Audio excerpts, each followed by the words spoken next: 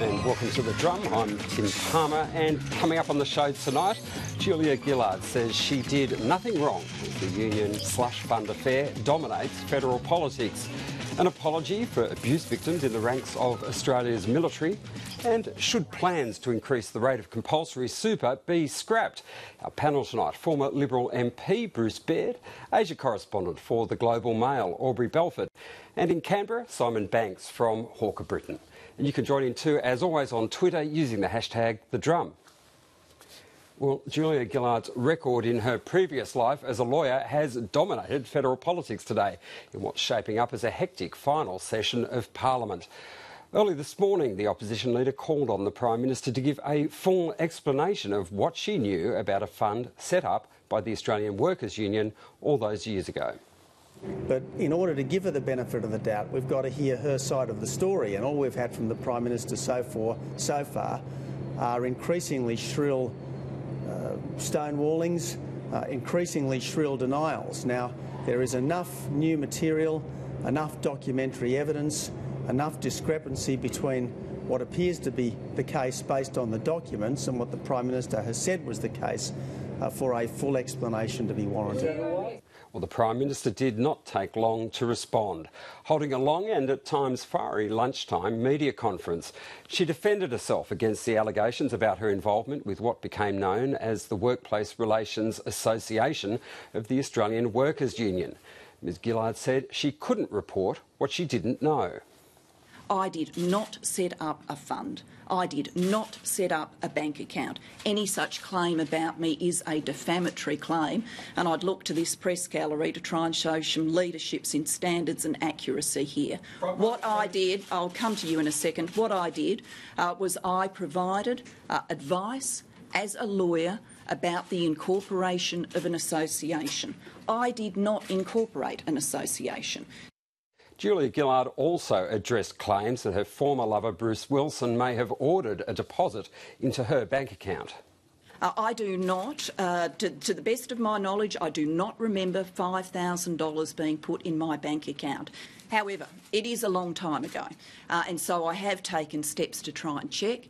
I specifically made inquiries of the Commonwealth Bank. The Commonwealth Bank was mentioned in the report. I did have a Commonwealth Bank account at the time. They have advised me it is not possible to get records from 17 years ago. I had hoped to be in a position to produce my bank records to help verify recollections here, but I cannot be put in that position because the records aren't available. The overriding message from the Prime Minister, that she did nothing wrong. In terms of, all of these years later, of course I would prefer that I wasn't standing here today taking questions like this and we were talking about the National Disability Insurance Scheme and education.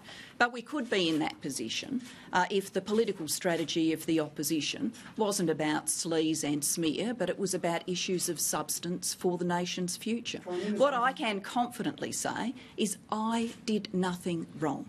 And these things have been cycled and recycled and re-recycled and re-recycled over 20 years. I did nothing wrong. Simon Banks, are they going to be recycled again? Because it was in August that Julia Gillard held that very long press conference saying this was drawing a line under things, that this would be her last word on the subject, and here she is back again. Can she stop it?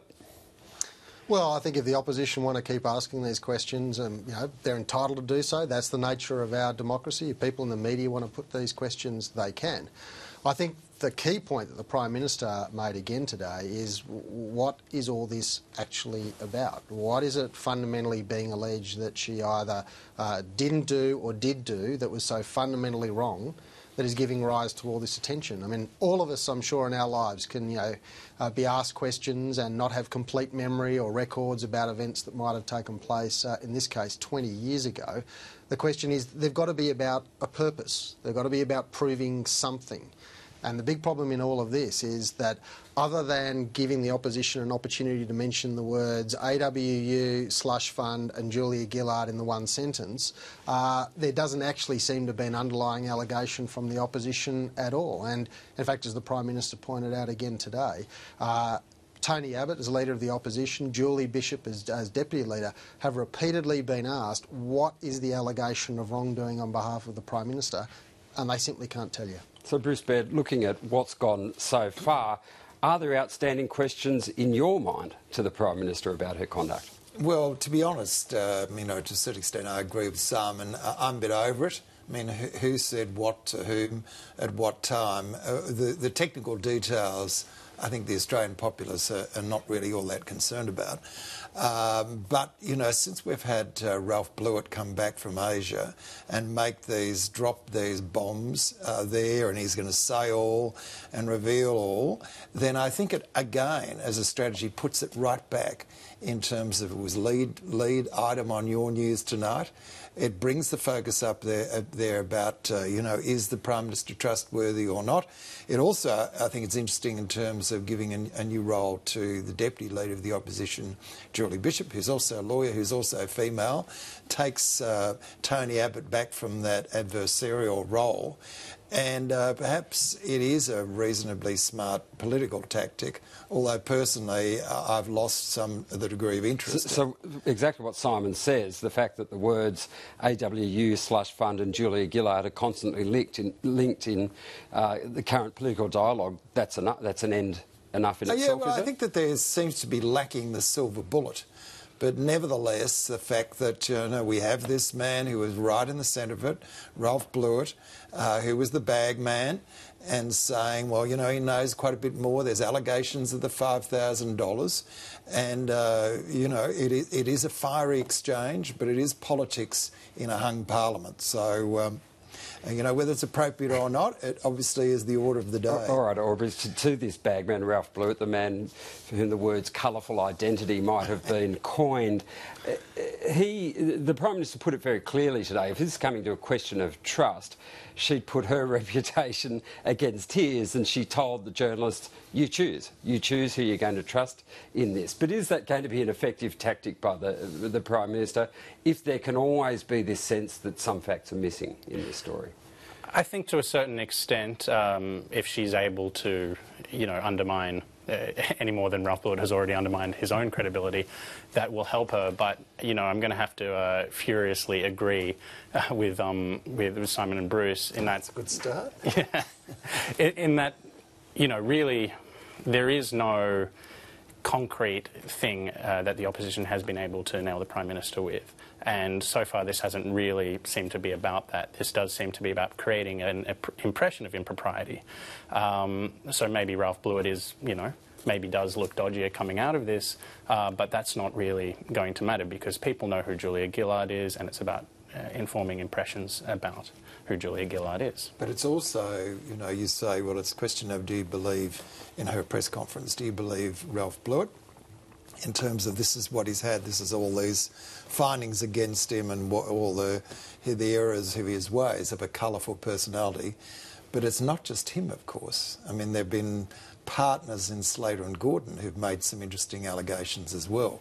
So, yes, he is a fairly dodgy character, one might say, but there's some fairly credible people on the other side who said it was quite an issue at the time that Julia Gillard left Slater and Gordon. Well, let's go to some of those details, even if, as you say, Bruce, people might be over them.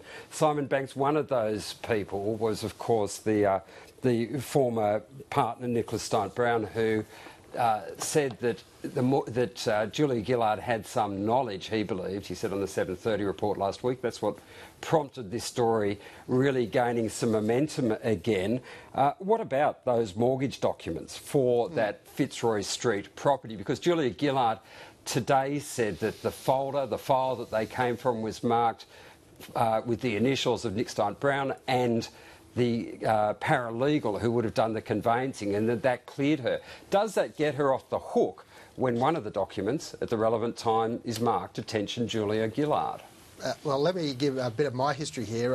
I'm a former lawyer in another life, and while I was going through university, I also worked as a conveyancing clerk. So I know exactly how these things work. Slater and Gordon. These are no at a Campbell law firm, no connection to Slater and Gordon. Look, the reality is, of course, you had a supervising partner who monitored the file, but overwhelmingly the work was done by the paralegal on behalf of the firm. At times there would be documents, say for example, if the file had originated on the recommendation of another partner in the firm who didn't handle conveyancing, it would still be the main conveyancing partner who would have the day-to-day carriage of the file, much in the way that someone like Nick Stiant-Brown might have.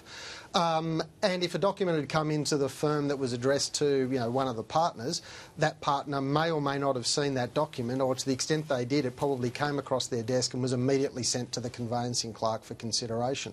So we've got a 420-page file here. Every journalist I know who's seen this file tells me that it's really clear that there's another partner and another lawyer who actually were in charge of this file and a conveyancing clerk who was, and that the reference to Julia Gillard in this file is incidental at best and certainly not conclusive of anything. So, look, and Julia Gillard was asked about this particular document that's supposed to show a connection with her 17 years ago, and she couldn't recall seeing it then, let alone today. So, look, okay, I just think it just doesn't go anywhere.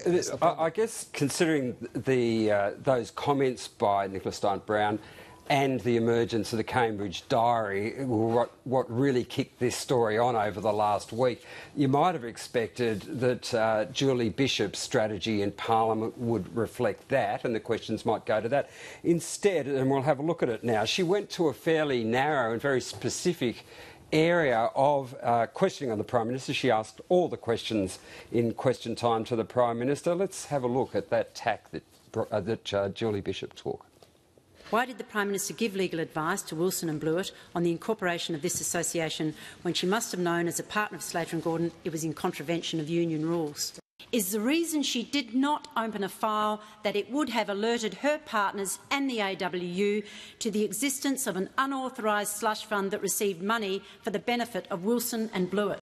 Will the Prime Minister now admit that she was fully aware of AWU rules about the authorisation to set up entities and bank accounts bearing the name of the union, and that the AWU Workplace Reform Association breached those union rules? Bruce Bett, some of the imputations that were around initially, as you say, might have been easier for the public to understand if there had been a serious allegation be able to be sustained that money was diverted from a slush fund to Julia Gillard for renovations. She's answered questions about that many times. This is a real step back from that. In short, Julie Bishop suggesting the Prime Minister knew the rules governing the setting up of a union association of this sort, and that she set it up without proper authority from the union. Why did the opposition take that tack today? Well, firstly, Julie Bishop is one smart lady, being managing partner of Clayton Utes in Perth, and my association with her said that she was a class above your normal MP in terms of her intelligence, and being a trained lawyer, I think she knows where she's going with this and leading us down the path of illegal activity, is my assumption. Otherwise, she's leaving us all behind, because the average punter might be into your average sex scandal, or if somebody's got their hand in Eddie Obeid style into some interesting areas, then it might be clear. But one assumes that at the end of the day she is leading to a conclusion. And maybe it's just more things to put it all out there and see what happens. But you've got no idea what that conclusion might be from what you saw today. Share it with me. No. But I mean, you might be able to gather where things are heading. I mean, if the strategy was slightly clearer, certainly it wasn't concluded today. If what you're saying is the case. No. But I mean, it is. We've got several days of questions over the last week, and maybe that they are leading up to it. If that's not the case. And my own view is that they'd be better to concentrate on what's been happening in ICAC hearings here in New South Wales, which are clear, in-your-face, alleged corruption issues associating with the Labor Party right wing. I don't think you'll have any trouble discovering that they might dog Labor in New South Wales leading up to the next federal election. Tony Abbott the Prime Minister actually made a quip at the end of question time that for those following on radio, the Leader of the Opposition was in the House because Julie Bishop took the lead. Is it simply a matter that Tony Abbott, as well as Julie Bishop's expertise, Tony Abbott can't be seen to be pursuing just what Labor will construe as a dirt fire?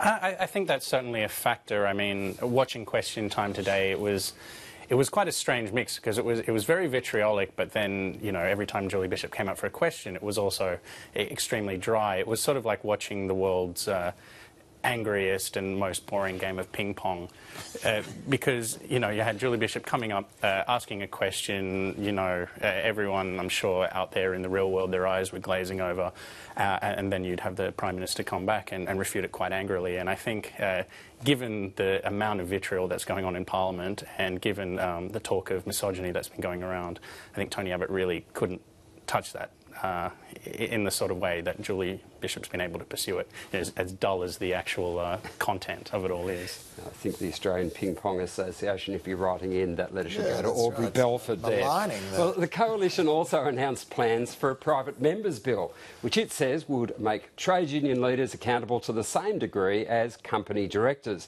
Shadow Workplace Relations Minister Eric Abetz says it's all about protecting union members. There are now far too many of these scams that have been exposed to allow it to go through to the keeper with a very lame excuse that there's just one rotten apple in the barrel. There are now a multitude of rotten apples in the barrel, and trade union members are entitled to have their funds protected.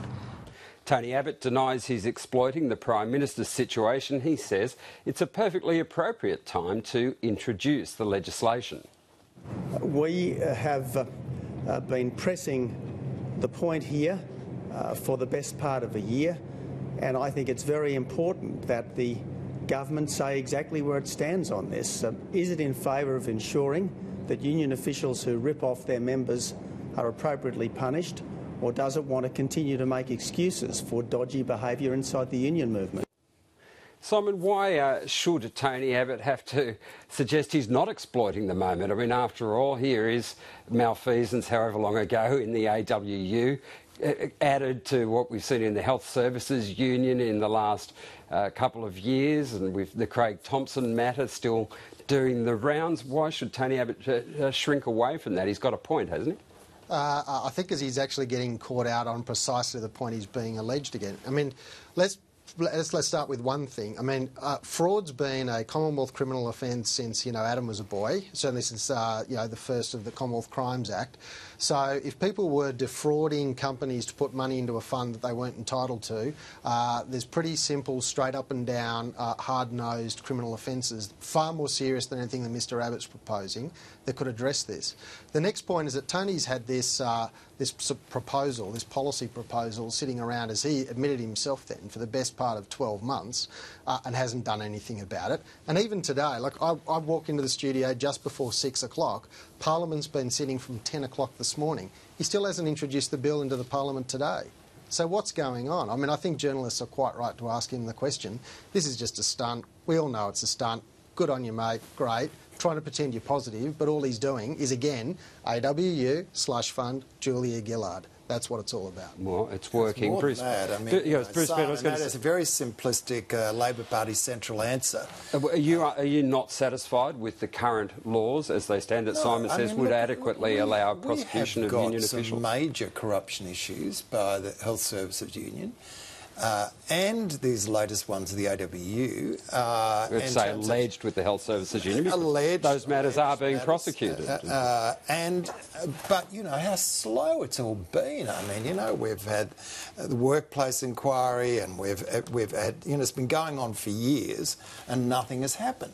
So isn't it appropriate that you should have similar laws that cover company directors and corporations and applying those to unions? Why would it have come out any faster had those laws been in place? Well, as Simon says, there are already fraud laws, there are some actions afoot now. Surely if these crimes are being alleged crimes are being concealed. They're going to be concealed whatever's in the crime statute. Well, there's been, I think the fact that you don't have the same legislation to be able to take action means that people have just been let it all slide through. But if it was a corporation, they would be brought up immediately to give explanation to ASIC and so on, explaining their actions. And I think, while they're, some may be right to a certain extent that the timing and so on suggests this is just, a lot about politics, but this is the Parliament after all. But within it is some genuine areas to be pursued. Are they equally responsible for the law as corporations? The answer is yes. And so, therefore, there should be similar laws to pursue this. In the evidence of very significant corruption issues that have been alleged in two major unions. Aubrey, obviously unions in Australia have amalgamated. There are still some small ones. If you have the case where someone's elevated from the shop floor to be running a smallish union, should they be exposed? Or will you get people wanting to be in union leadership if they face liabilities of $200,000 fines and years in prison? I think that's a difficult one. I mean, I'm going to have to say with this issue, it's not one I know a huge amount about. I've been living overseas for, last 6 years. Like Ralph Blewett, I've been in Asia, so, don't judge me too harshly for it. To be honest, I'm not going to be able to give a really informed opinion about it. All right, we'll give you immunity on that one. Yeah, I'll pass on this one. Another issue set to dominate the final sitting week is Australia's ever-changing asylum seeker policy. With the number of arrivals by boat now reaching 2,000 a month, the Coalition's tabling legislation seeking to restore temporary protection visas. This represents party policy that we've held for a long period of time. We think temporary protection visas are a must to be back into the toolbox for any government that's serious about denying permanent residence and a product for people smugglers to sell, and that's what we'll be seeking to do this week. It's expected to be a lively government caucus meeting tomorrow with Labor MPs from the left planning to air their concerns about the government's new tougher approach. The main issue of contention is the plan to release asylum seekers into the community with limited financial support and no work rights. I don't think anyone who was at the caucus and voted, and I didn't vote for it, but voted for the expert panel's position. I don't think anyone there were of the view that they were voting for putting people into the community on $30 a day and consigning them to abject poverty. The Immigration Minister argues the change is necessary to discourage the growing number of Sri Lankans from coming to Australia. But he's signalled that some genuine refugees could have improved work rights. I work methodically with the sector to make sure that those people who are regarded as refugees do have the appropriate arrangements in place, at the same time as sending that very clear message to Sri Lanka and to other places that if you're coming to Australia to work, there's a way to come to Australia to work. That's to apply through the skilled migration program. It's not to hop on a boat and to come and to have some sort of claim that you want processed and to work while you're doing it. OK, Bruce Baird, so we're going to have some applicants sitting here able to work, others not. I mean, should those, if this bridging visa idea goes through, should they be allowed to work, or should they have to live, as Doug Cameron's suggesting, on $30 a day? Yeah, look, Dougie Cameron and I, maybe it's our Scottish heritage, but I agree with him totally. I'm from the Liberal Party, that's my background. He's from the Labor left wing.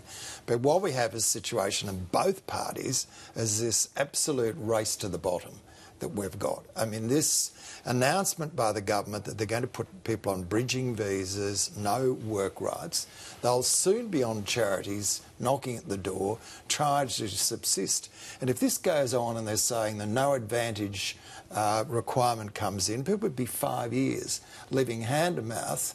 And as the great number of people who arrive on our shores make it through to getting permanent residency, we put them in a shocking situation for several years. Then we say, welcome to Australia. Go out there and be productive. Go out there and work and support us. Isn't it more appropriate that we provide them jobs? There's plenty of unskilled jobs out there for them to do. So I think it's a very bad decision. But also the Scott Morrison announcements about temporary protection visas is a step again back. Temporary protection. You were never a fan in government. I know. They take away the work rights of individuals, and it means that they can't operate effectively in the community. They've got all this uncertainty. They can't bring their families down. And it's, again, most of these people ended up in Australia who are on temporary protection visas. We treat them badly and say, if you treat people badly, that will be a deterrent coming. Isn't the better answer with Sri Lankans that you process them quickly? If they're not genuine refugees, you process them in a 6-week period, and if there's any review in a similar period, if they're not genuine refugees, by all means send them back, but don't have this limbo situation where you don't let them work. Simon, given this confusion almost about who you're going to be cruel to and who you're going to be kind to once they're in the community, how angry do you think the caucus meeting is going to be tomorrow from those dissenters from this? Oh, look, I think it's been pretty obvious this has been a very difficult position to come out and back the Houston report from some sections of the Labor Party caucus. Doug Cameron and many other members of the left have been pretty consistent on that on day one. But I think that, what the Labor Party has done, and I think where the community has got to on this, is that we do recognise that given the deaths that are now occurring, have been occurring at sea, that something needs to be done. The government went and got the expert advice, asked the Houston report to tell us what to do, and the government's trying to implement that policy. Because across the whole range of interests, both trying to stop people getting on boats that are basically going to sink on their way here to Australia, right through to guys like Aristotle, who absolutely have the refugees' welfare in mind. He's going to be asked. He's on a committee that I chair, and I can tell you in talking to his other committee members, we're going to be asking him, how did you reach this situation, given your background, and the situation, the no advantage clause, for example, the excising the whole of Australia, how did you reach that? I'm surprised. Do you see that as a betrayal? I just am very surprised that he would be in that situation, and I will be asking him personally, because we're having our meeting which starts on Wednesday, the Refugee Resettlement Council, and I, for one, it's also, saying if we're going to make it tougher, you can't have work rights, we'll send people to Nauru, people won't come by boat. Well, yes, they will. Why don't we do something? Let me go to that, because Aubrey Belford, Sure. Let's take a step back along the voyage. You live in Jakarta. The government is constantly trying to come up with some sort of formula that's going to stop this magnetic pull. Has anything the government's done, from what those that you've spoken to? I don't know if you've spoken to those waiting in Jalan Jaksa to board a boat, but has anything about Nauru or any of these other moves stopped their enthusiasm for trying to get here one way or another across the water? Well, I think actually, one of the real problems with the debate in Australia and the policy that gets made, and particularly now the sort of policy on the run that gets made, is it's based on this illusion of control, that somehow if we reach the right formula for who we lock up, or how cruel we can be to asylum seekers waiting in our community, that somehow we're going to magically stop this flow. Because there's this great myth out there that after the Howard government brought in the Pacific Solution, that is the single factor that stopped asylum seekers coming. It wasn't just that. We had asylum seekers coming from Afghanistan under the Taliban and Saddam Hussein's Iraq.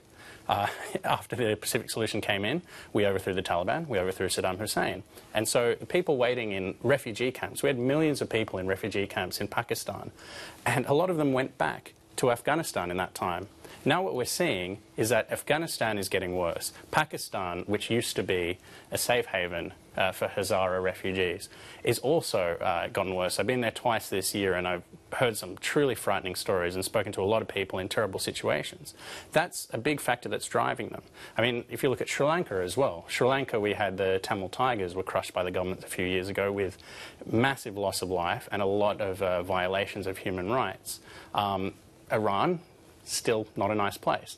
Yes, asylum seekers that I've spoken to and people smugglers that I've spoken to know the policies, and yes, they do have an effect. Nauru, when that was announced, certainly did have a chilling effect on Hazara asylum seekers in Pakistan and Afghanistan, and one people smuggler I spoke to said it had affected his business quite strongly. But now we've got all these sort of mixed messages, mixed signals. People don't know what the policy is going to be next week. If they stay at home, they might get killed. They certainly can't work, even back home, because it's, in a lot of these places the security situation is so bad that people can't make a living. And so given this uncertainty, they're still going to go for what seems like the safe bet. Go for the rich country, go for the safe country. Maybe you die on the way, maybe you end up in a camp, maybe you end up in the community without a job, maybe you end up in the community with a job. The push they factors, just don't know. Push factors trump tweaks to policy in Canberra, it sounds. The government's taken the first step in helping the victims of abuse in the Australian military. Defence Minister Stephen Smith has delivered an apology in Parliament to any servicemen and women who have suffered at the hands of their colleagues. To those men and women in the Australian Defence Force or the Department of Defence who have suffered sexual or other forms of abuse, on behalf of the government, I say sorry. A new scheme will be set up to compensate victims. There's also talk of a Royal Commission.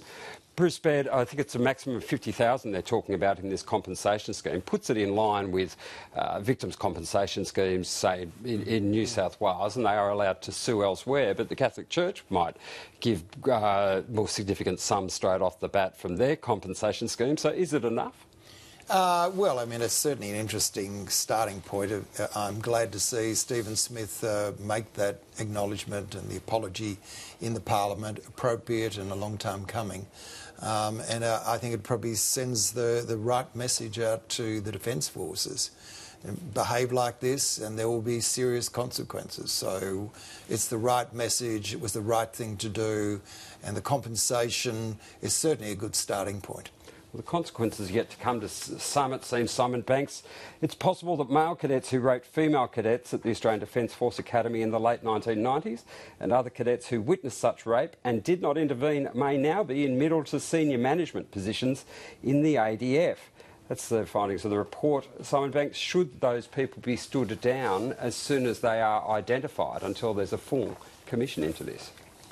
Well, I think the first thing that those people should do is have the honesty to come forward and to explain what happened, what their role in it was, and then deal with the consequences. Because the reality of this is that if you do something horrible and wrong in your life, then you should face the consequences for it. And I don't think anyone can excuse that sort of conduct at any time. And if, unfortunately, if that means that we're going to lose some otherwise good officers out of the Australian Defence Force, well, these people have to face the consequences of their actions. There is no other way.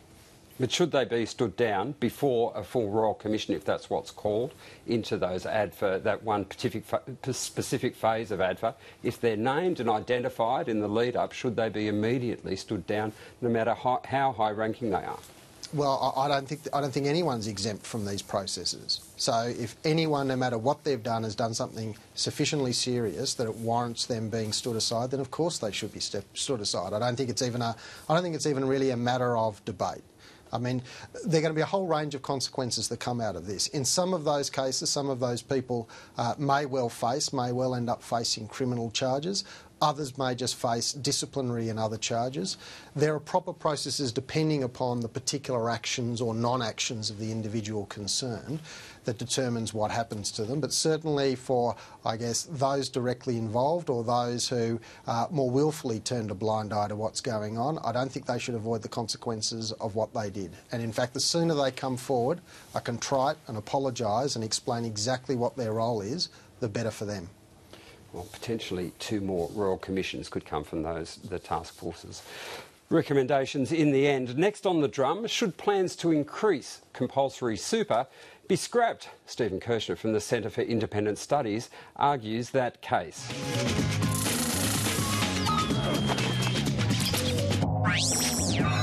Our guest tonight is a research fellow at the Centre for Independent Studies who's urging a rethink on compulsory superannuation. In a report out today, Stephen Kirchner says the government should abandon its plans to increase the rate from 9 to 12%.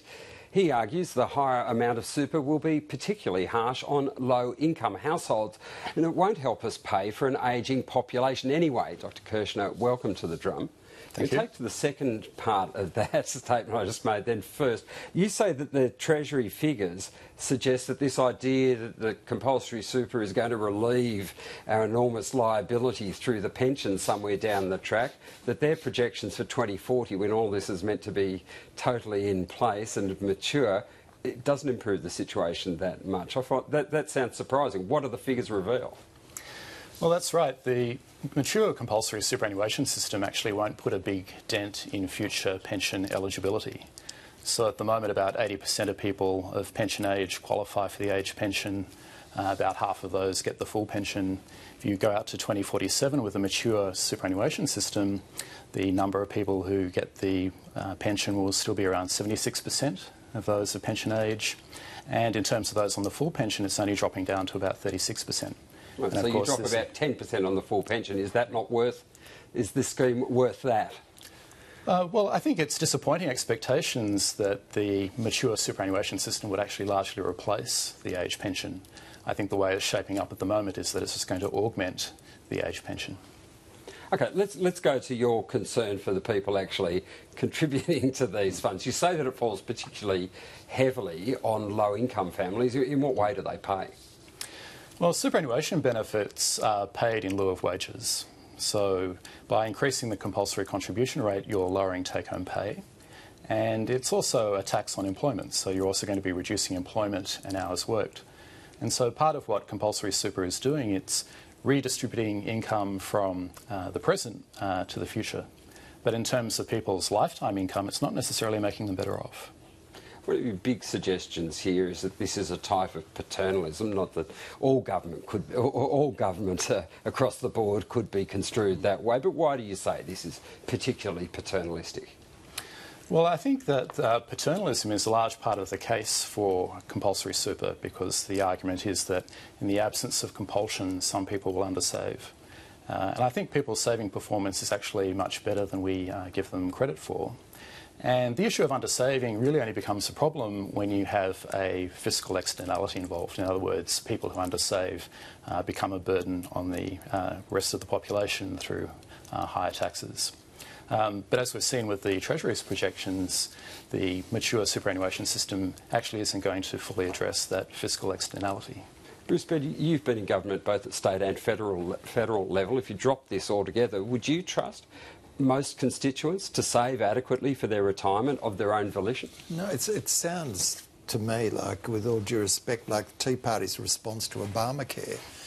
You know, we can't have too much government-directed welfare for these people, and you know, the market will sort it out, and you know, it won't save Treasury much. I think it really is a question of quality of care of individuals, and you know, that if they have the potential to save more, to put more away for retirement, they're going to have a more interesting retirement rather than struggle on a pension.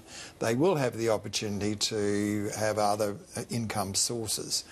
And I just think to dismiss it and say that evidence shows that they're quite effective in handling their requirement saving, it doesn't line up with the fact that the number of people who take the pension.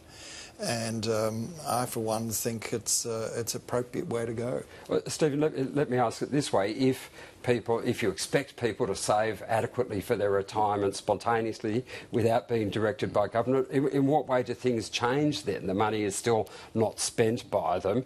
It is still not an imposition on the workplace. The money doesn't go back into the economy. What actually changes in the circumstances that makes it better for the economy?